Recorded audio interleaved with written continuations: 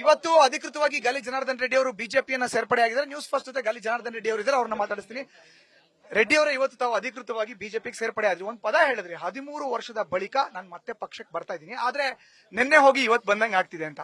ಅದೇ ಅಭಿಮಾನ, ತಾಯಿಯ ಒಡಲಿಗೆ ಬಂದಿರುವಂತದ್ದು, ಮಡಿಲಿಗೆ.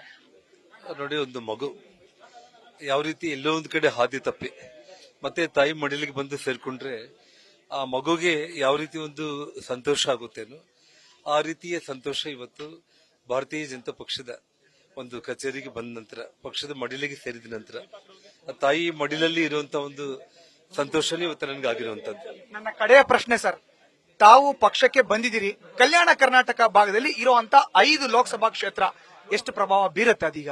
ನೋಡಿ, ಅದನ್ನ ನಾನು ಒಬ್ಬ ಸಾಮಾನ್ಯ ಕಾರ್ಯಕರ್ತನಾಗಿ ಪಕ್ಷ ನನಗೆ ಎಲ್ಲೆಲ್ಲಿ ಜವಾಬ್ದಾರಿ ಕೊಡುತ್ತೇನೋ ಅಲ್ಲೆಲ್ಲ ನಾನು ಪಕ್ಷದಕ್ಕೋಸ್ಕರ ಕೆಲಸ ಮಾಡಿ ಅಲ್ಲಿ ಇರುವಂತ ಅಭ್ಯರ್ಥಿಗಳನ್ನ ವಿಜಯಗೊಳಿಸೋದಕ್ಕೆ ಒಂದು ಪ್ರಾಮಾಣಿಕ ಪ್ರಯತ್ನ ನಾನು ಮಾಡ್ತೀನಿ. Thank you sir, all the best. ಇದು ಒಟ್ಟಾರೆ ಜನಾರ್ದನ್ ರೆಡ್ಡಿ ಅವರ reaction. Camera person Murali Kumar ಜೊತೆ ಮಧುಸೂದನ್, ನ್ಯೂಸ್ ಫಸ್ಟ್ ಕನ್ನಡ, ಬೆಂಗಳೂರು.